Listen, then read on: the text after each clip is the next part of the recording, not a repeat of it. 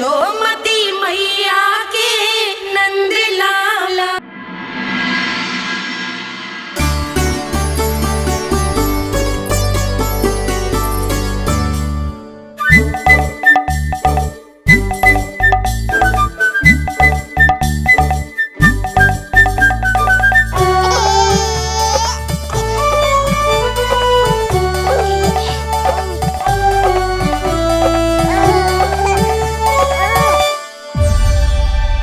मैया, ये क्या किया?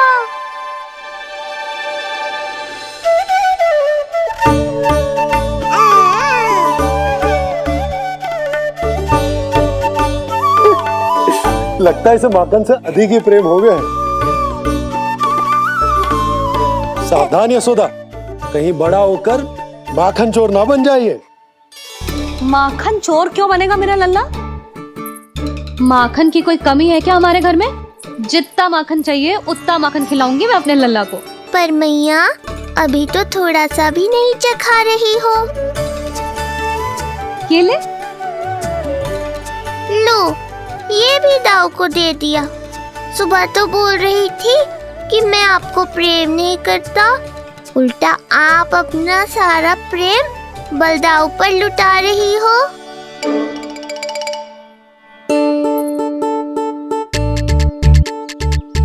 सुनो जी, कान्हा के चारों ओर सिरहाने लगा दो ना, नहीं तो जी फिर से इधर उधर चला ना जाए। क्या अच्छा सुझाव दिया तुमने। अभी लाए।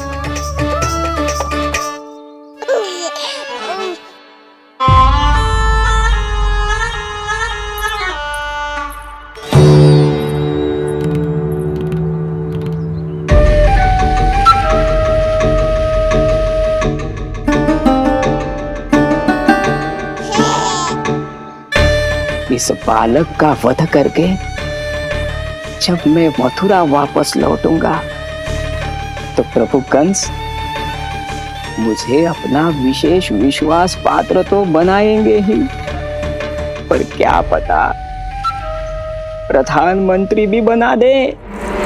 देवकी और वसुदेव अभी कहाँ हैं? अपनी संतानों के श्राद्ध के लिए ऋषि गर्ग के आश्रम जा रहे हैं। अब आप क्या करने वाले हैं महाराज? एक बार तो मैंने उन्हें प्राण दान दे दिया। बधाई हो कुंवर जी।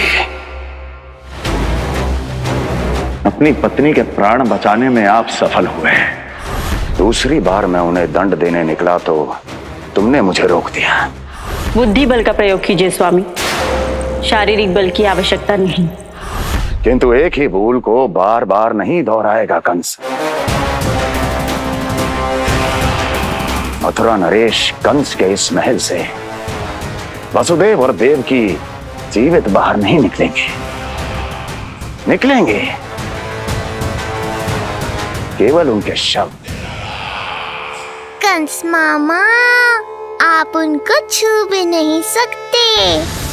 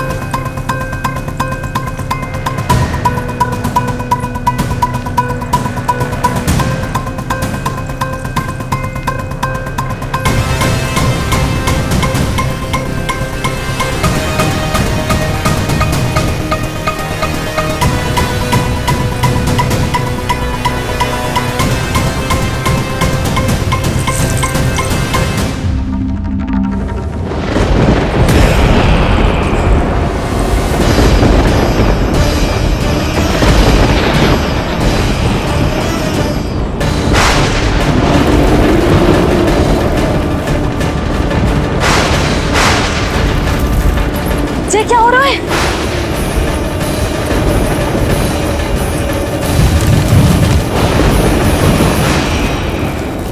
ये क्या हो रहा है?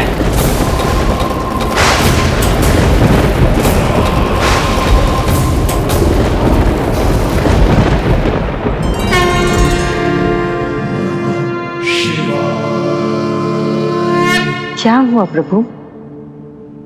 आप अचानक इतने चिंतित क्यों हो गए? कृष्ण ने अपने पांव का अंगूठा अपने मुख में रख लिया है देवी। इसमें चिंतित होने की कोई बात नहीं है प्रभु। ऐसा तो हर बालक कभी ना कभी करता ही है। तो सखा कोई साधारण बालक नहीं है देवी पार्वती, तो भगवान है। यदि वो ऐसे ही अपने अंगूठे को मुख में रखकर खेलते रहे तो अवश्य ही आ जाएगी। कौन आ जाएगी प्रभु? प्रलय आ जाएगी देवी, प्रलय आ जाएगी देवी। हे नारायण, ये क्या हो रहा है?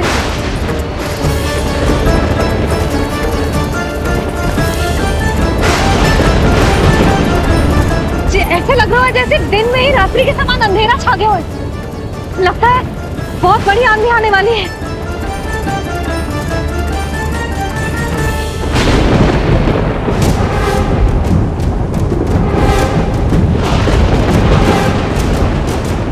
ये भीषण आंधी, ये मूसलाधार वर्षा, तुम दोनों ने ऋषि गर्ग के साथ मिलकर अवश्य कोई योजना बनाई है ना? बोलो बोलो, क्या है वो योजना? बोलो।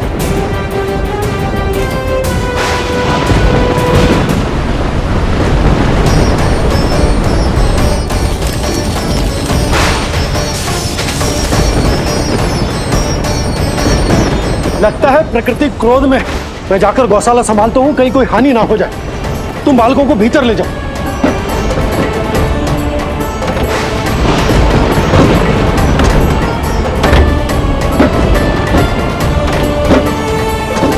जी, द्वार और झरोखे बंद करते हैं। हाँ,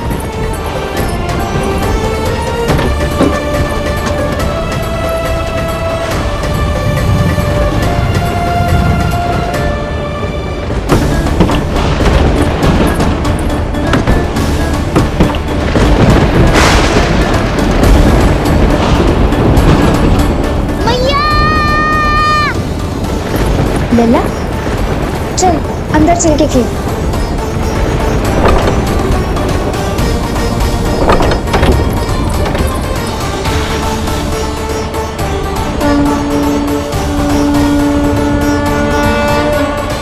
आपके सखा तो ध्यान निद्रा में चले गए हैं प्रभु।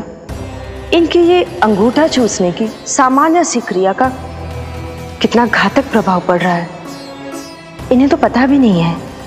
चाहे जानबूझकर की जाए या अनजाने में हो, सखा की हर लीला के पीछे कोई ना कोई उद्देश्य अवश्य छिपा होता है। पर ऐसा लगता है देवी जैसे उनकी इस लीला के पीछे एक नहीं अनेक उद्देश्य छिपे हैं।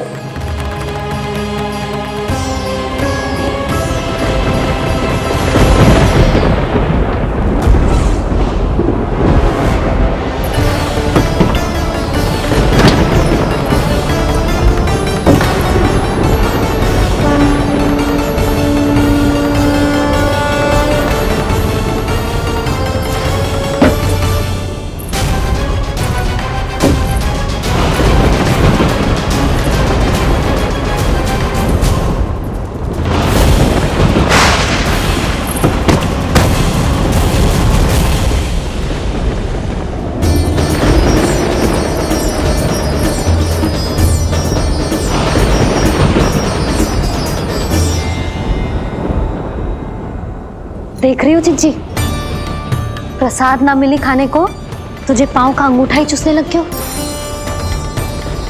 कान्हा, ये क्या कर रहा है? अंगूठा मुंह से निकाल दे लल्ला। ये अच्छी बात ना है कान्हा। देख कान्हा, तू नींद में है, इसका अर्थ ये ना है कि मैया तुझे अंगूठा चूसने देगी। निकाल अंगूठा मुंह से। आज तो बड़ी शीघ्र इतनी गहरी निद्रा में सो गए हो तुम।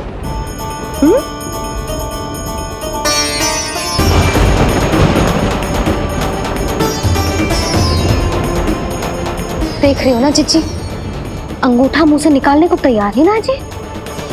ऐसा क्या आनंद मिल रहा है।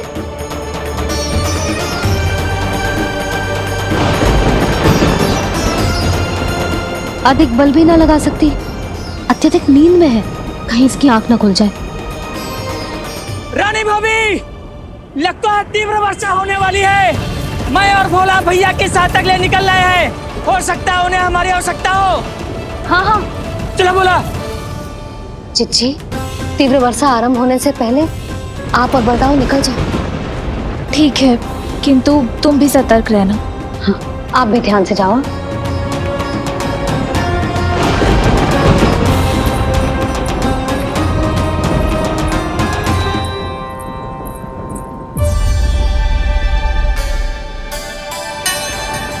हे नारायण, वस्त्र बाहर सूख रहे हैं और तेरे अन्नप्राशन वाले चावल भी रखे। भीतर करना होगा ना चांद की भी।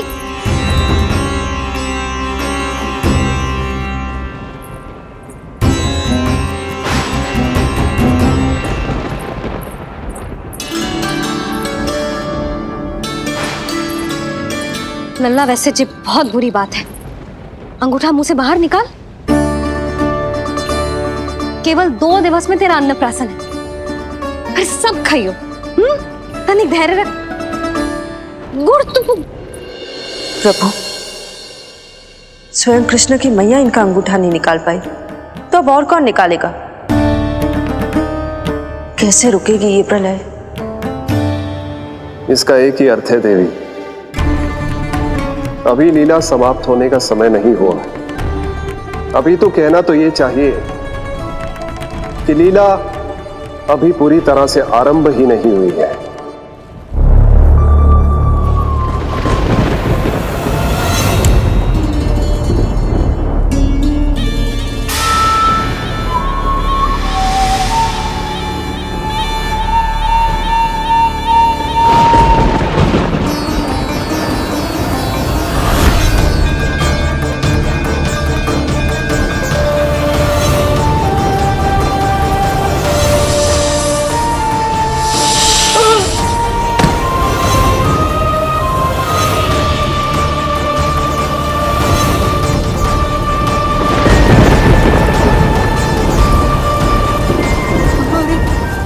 कंस ने प्रलय बुला ली।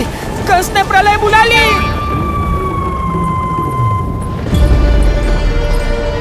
हे नारायण, जे वर्षा तो रुकने वाली ना है। जे गुड़ और गेहूं भीतर रख देती हूँ।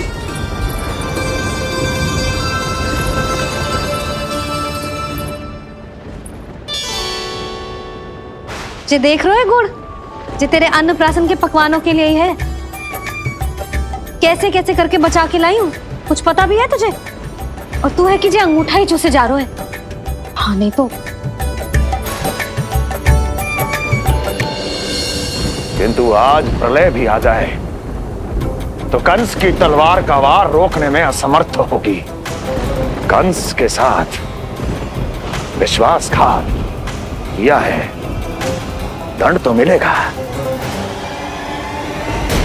महाराज, वायुमंडल में अचानक आए इस परिवर्तन का हमसे कोई लेना देना नहीं है। हम तो बस अपनी संतानों के श्राद्ध के लिए जा रहे थे। मूर्ख हूं मैं, मूर्ख हूं मैं। कंस एक मूर्ख है, मूर्ख हूं मैं। अब अच्छी तरह जानता हूं मैं, श्राद्ध केवल एक बहाना है। किंतु सत्य यह है कि तुम और वो ऋषि गर्ग मिलकर मेरे विरुद्ध एक षड्यंत्र रच रहे हो, और ये तुम्हारी योजना है। भैया, ये आप क्या कह रहे हैं? कैसा षड्यंत्र, कैसी योजना? हम तो केवल श्राद्ध के लिए गए थे। बहुत अवसर दिए मैंने तुम दोनों को, किंतु तुमने बार बार मुझे मूर्ख बनाया। इसलिए अब मैं अवसर दूंगा अपनी इस तलवार को।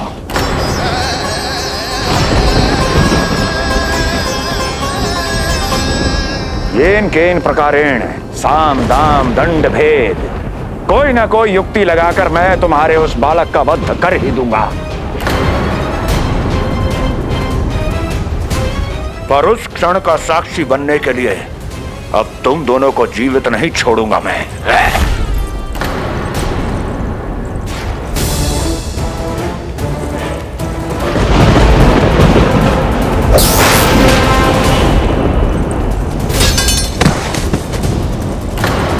स्वामी,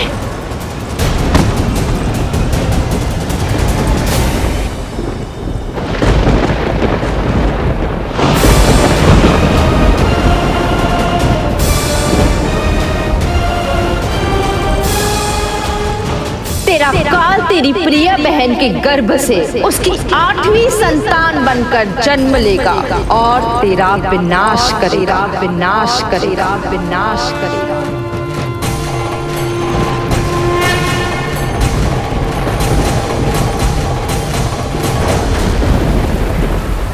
प्रलय आने वाली है, प्रलय आने वाली है, प्रलय आने वाली है।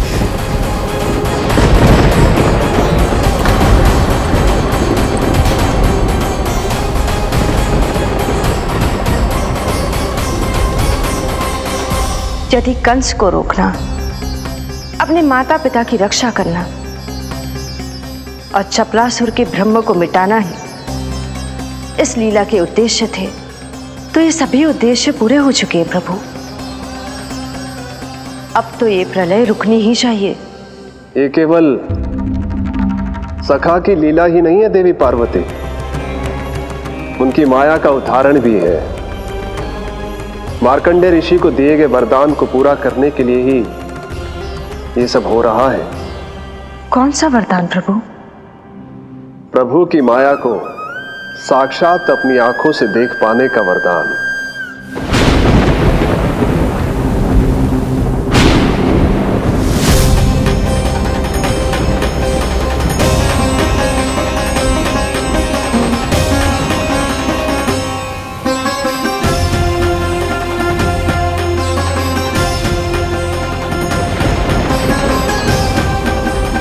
हे नारायण, क्या ये प्रलय है?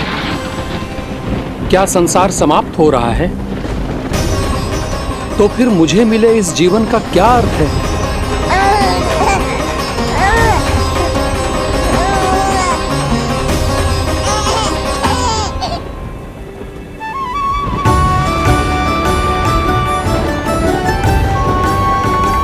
ये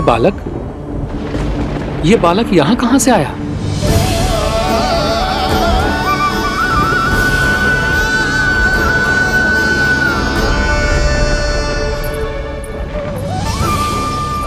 सोते हुए कितना निर्दोष लगता है जी।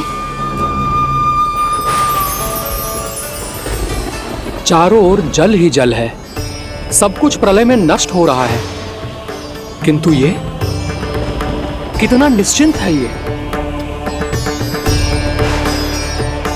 परंतु ये अद्भुत बालक है कौन?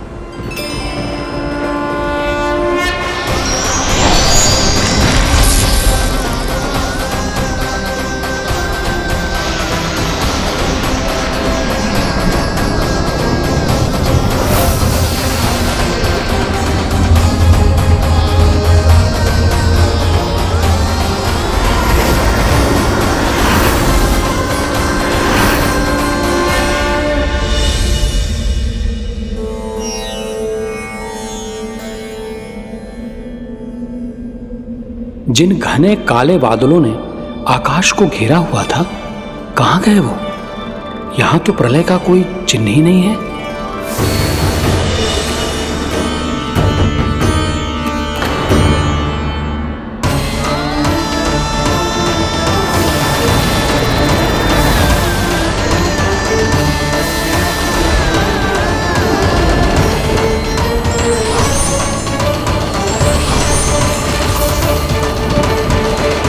ये आप ही की माया थी ना प्रभु?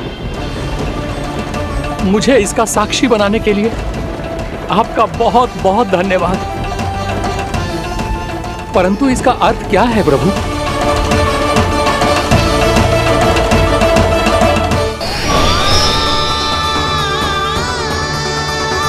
प्रभु,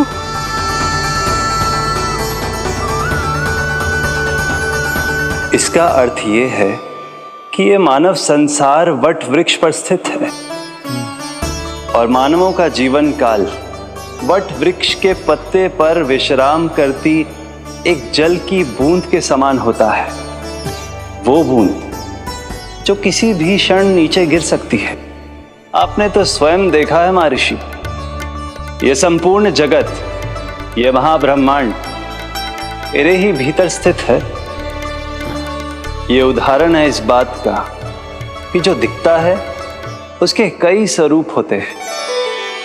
जो आज आप देख रहे हैं वो पहले भी हो चुका है और आगे भी होगा। सब कुछ एक माया है। प्रलय का होना, जीवन का होना, दुख, सुख, सब एक भ्रम है। ठीक उसी प्रकार जिस प्रकार एक जलाशय में दिखने वाला प्रतिबिंब आपकी वास्तविकता नहीं बल्कि एक भ्रम होता है। इसलिए मनुष्य को सदैव ध्यान रखना चाहिए कि जीवन में कोई भी संकट क्यों ना आए, वो इस प्रलय की तरह केवल एक भ्रम ही होता है। ऐसे समय में जो संकट के सामने झुक जाते हैं या अधर्म का साथ देते हैं, वह स्वयं को उस भ्रम रूपी प्रलय में डुबोकर नष्ट कर लेते हैं।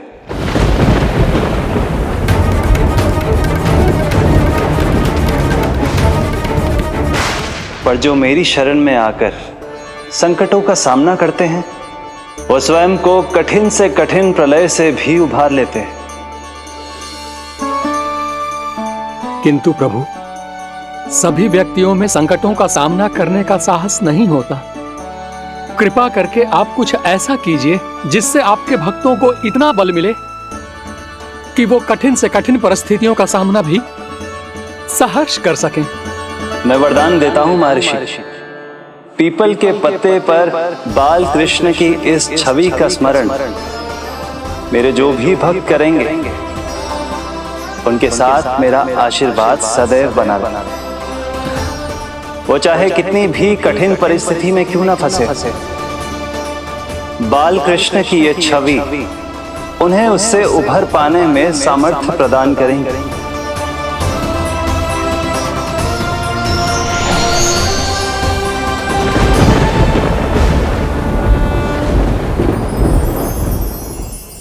अद्भुत। तो ये कोई साधारण लीला या भ्रम नहीं था, मानव मात्र को नारायण से मिला वरदान था ये। पर अब क्या होगा प्रभु? कैसे रुकेगी ये प्रलय?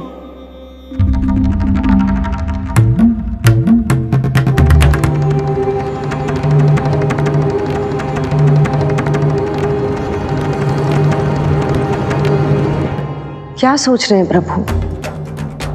क्या आप रोकेंगे ये सब? नहीं प्रिय,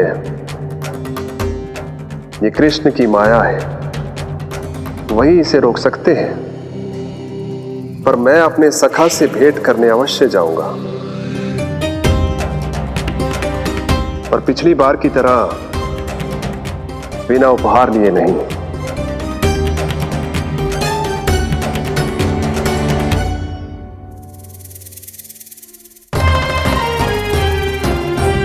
उपहार?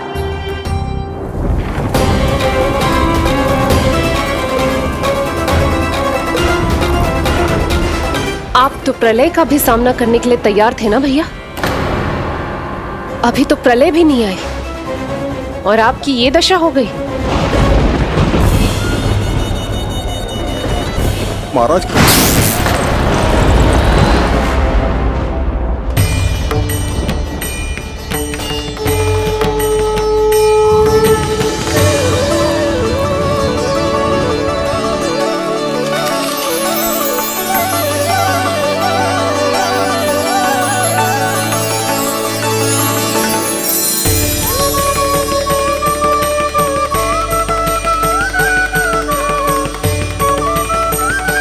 महादेव, आप उपहार में ये निष्प्राण वस्तु देंगे अपने सखा को?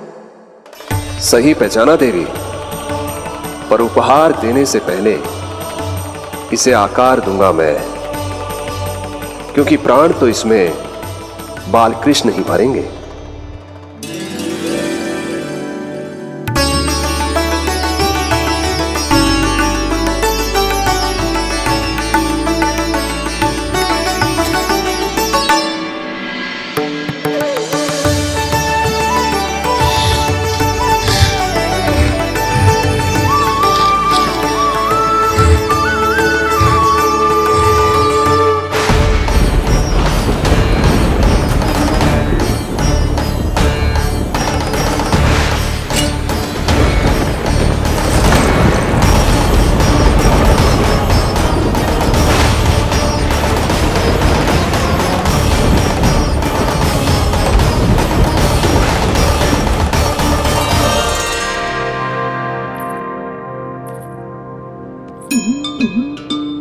मुरली, बस उन्हें मेरा उपहार अच्छा लगे।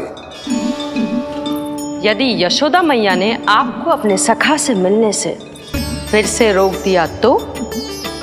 इस बार चुपचाप छिपकर उनकी दृष्टि से बचकर जाऊंगा देवी पार्वती, उन्हें पता ही नहीं चलने दूंगा।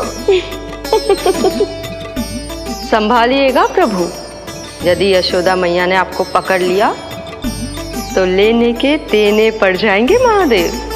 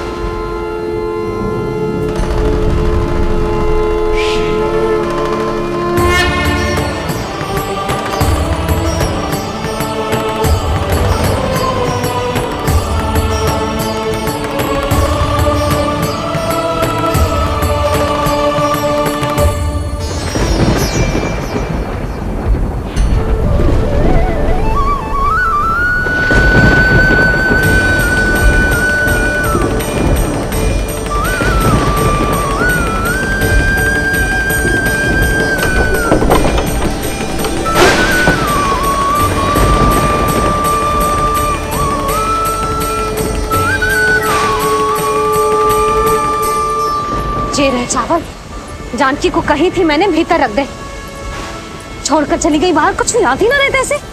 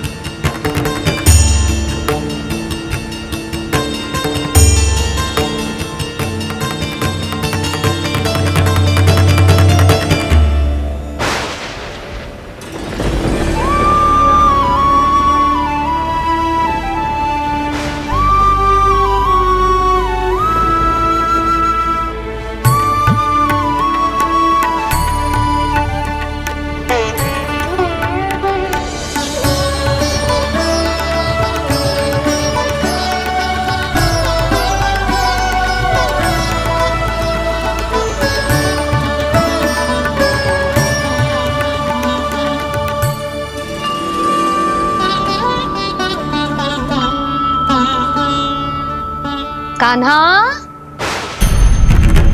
अंगूठा निकाल दे नन्ना, नहीं तो रुक जा, मुझे ही अंगूठा निकालना पड़ेगा तेरा।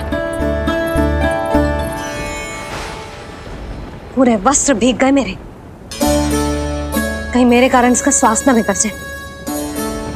वस्त्र बदल के आ रही है मैया।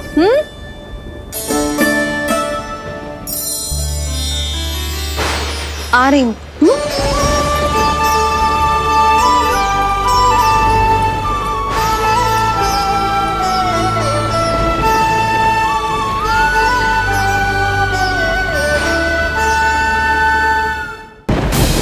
और आपका पूरा साम्राज्य भय पर ही टिका हुआ है। यदि आप ही इस तरह से भयभीत दिखाई देंगे तो आपके साम्राज्य को डगमगाने से कोई भी नहीं रोक पाएगा। एक बार आपने ही कहा था ना कि अपनी दुर्बलता कभी किसी को मत दिखाओ। प्रजा को भयभीत कंस नहीं, भयानक कंस दिखना चाहिए, भयानक कंस। अब आप ये सिद्ध कर दीजिए कि भय आपके शत्रु का नहीं, आपका शस्त्र है। महाराजा धीराज, कंस का शस्त्र।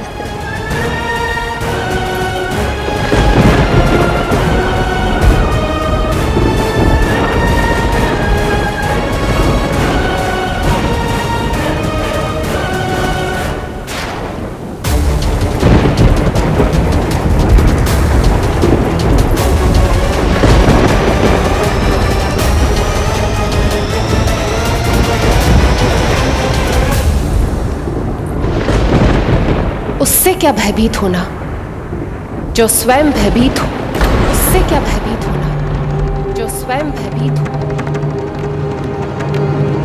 सखा, इस माया को विराम देने का समय आ गया है।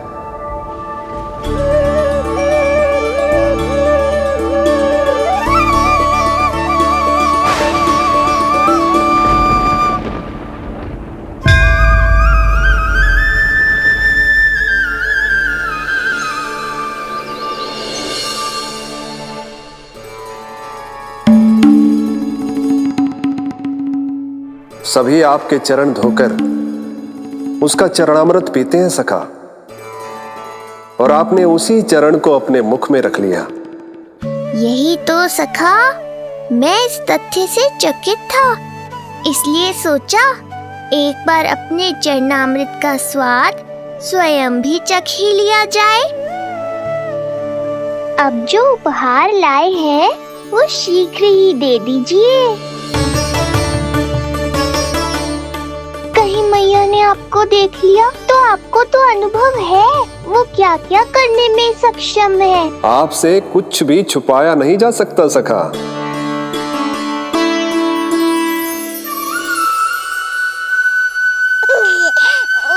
इन अधरों पे पांव के अंगूठे से अधिक ये मुरली शोभा देगी सखा।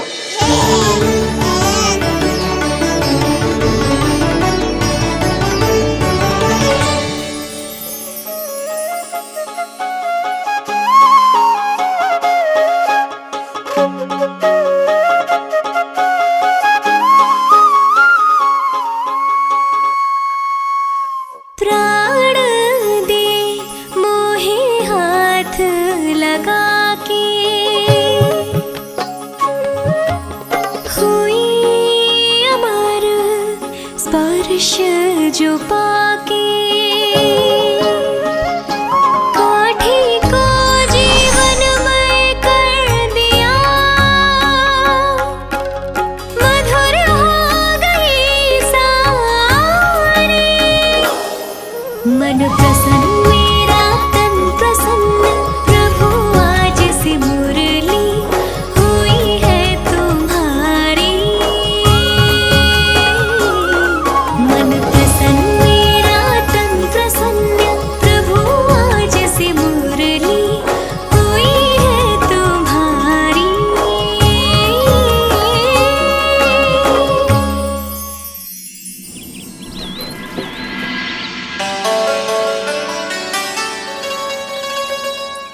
तुम्हारी भक्ति ने मेरा मन जीत लिया है मुरली।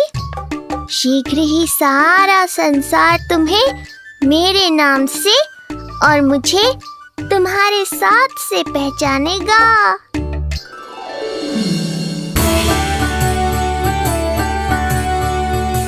प्रभु, मेरे प्रभु, इस अनमोल भेंट के लिए आपका बहुत बहुत धन्यवाद सखा।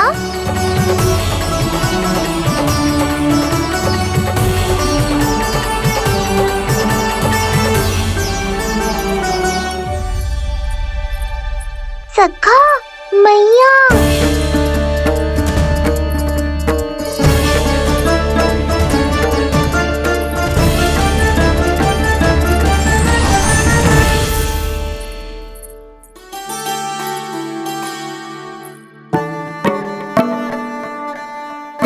अच्छा जी, तो तूने अपना अंगूठा मुंह से निकाल ही दियो।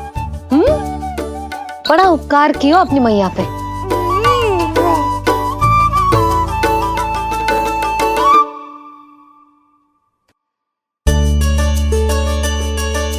प्रभु, मैया ऐसा मत करो, मेरी मुरली वापस दे दो मुझे।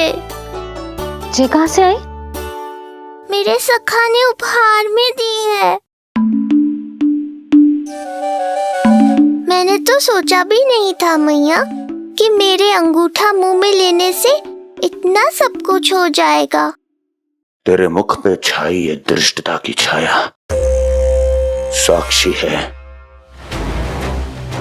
ये जो भी हुआ, ये तुम दोनों, उस ऋषि गर्ग और तुम्हारे उस पुत्र का किया धरा है, जिसे तुमने मुझसे छुपा रखा है। जो स्वयं दूसरों का बुरा करते हैं, उन्हें सदैव यही लगता है कि उनके पीठ के पीछे उनके विरुद्ध कोई न कोई षड्यंत्र हो रहा है। मुझे तनिक भर भयभीत देखकर इतना साहस आ गया तुझमें कि मुझे प्रति उत्तर देगी। लगता है तुम दोनों महाराज की तलवार के वार को भूल चुके हो।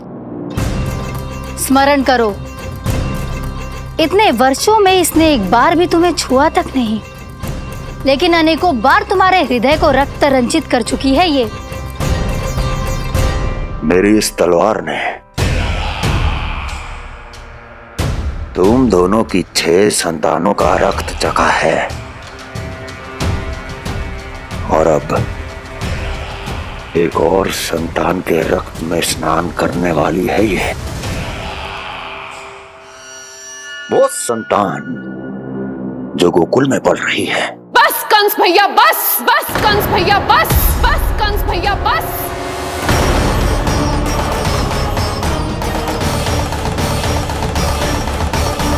इतना दुस्साहस, तू मुझसे ऊंचे स्वर में बात करेगी अपने बड़े भाई के सामने? बड़े भाई जैसे कौन से कर्म किए हैं आपने, और अब जो कुकर्म करने की आप सोच रहे हैं उसमें भी असफल होंगे आप। देवकी, नहीं स्वामी, आज मत रोकिए मुझे। बहुत सह चुके हैं हम, बहुत मौन रह लिए, परंतु आज इन्हें सत्य का पता चलना ही चाहिए। भैया, आपको क्या लगता है आप बहुत शक्तिशाली हैं, तो अपना भाग्य बदल सकते हैं? आप भगवान विष्णु का सामना कर सकते हैं। ये भ्रम राक्षस राज रावण को भी था, और यही भ्रम स्वयं को भगवान समझने वाले हिरण्यकश्यप को भी था। पर ना रावण के 10 शीश बचे और ना ही हिरण्यकश्यप का अस्तित्व। पेट चीर के उनके प्राण निकाल लिए थे भगवान ने। तो सोचिए भैया, आपकी क्या दशा करेंगे वो? मैं आज तक ये बात समझ नहीं पाई कि ये आपका अभिमान है या अज्ञान, जो आप भगवान विष्णु का सामना करने चले हैं। देवकी! इस क्रोध का आप कोई लाभ नहीं है भैया। अब तक मैं व्यर्थ ही आपसे भयभीत होती रही, परंतु अब और नहीं। जब हमारी रक्षा स्वयं भगवान विष्णु कर रहे हैं, तो फिर आपसे कैसा भय? जब हमारी रक्षा स्वयं भगवान विष्णु कर रहे हैं, तो फिर आपसे कैसा भय? तू क्यों मुस्कुरा रहा है? अब जे मत ही सोचना कि मैया फिर से अंगूठा चूसने देगी तुझे। अब उसकी आवश्यकता ही नहीं पड़ेगी मैया। पहले आकाशवाणी से सुना था, आज मैं दोहराती हूँ, आपकी मृत्यु भगवान विष्णु के अवतार द्वारा ही होगी। आपकी मृत्यु भगवान विष्णु के अवतार द्वारा ही होगी। आपकी मृत्यु भगवान विष्णु के अवतार द्वारा ही होगी।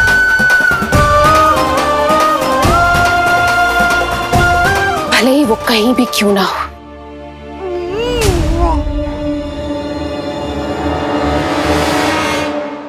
चाहे वो कहीं भी क्यों ना हो, मैं जानता हूं वो कहां है। देवकी, तूने बहुत बड़ी भूल कर दी मुझे चुनौती देकर। मैं चाहूं तो अभी इसी क्षण तुम दोनों का वध कर दूं। किंतु नहीं,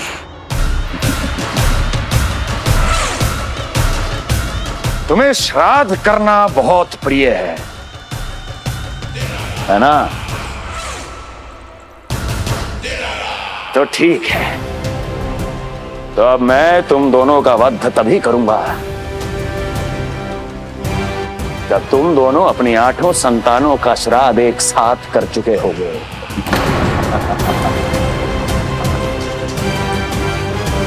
श्राद्ध की तैयारियां करो।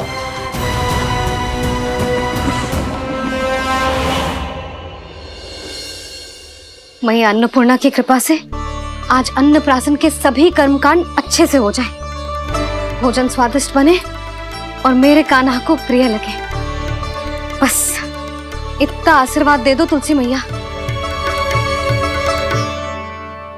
मैया, कहीं उसे ऐसा ना लगे कि उसकी मैया को अच्छा भोजन बनाना आता ही ना है।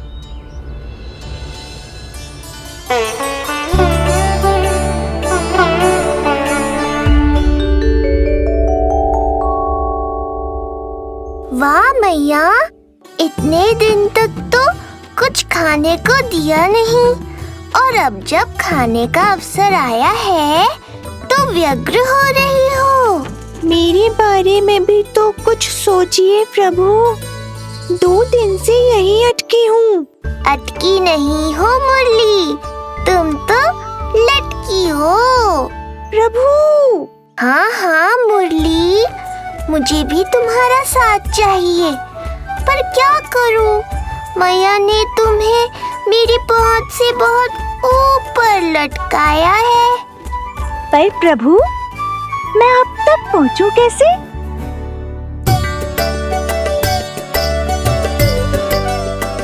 प्रभु, सोचिए मत, कुछ करिए।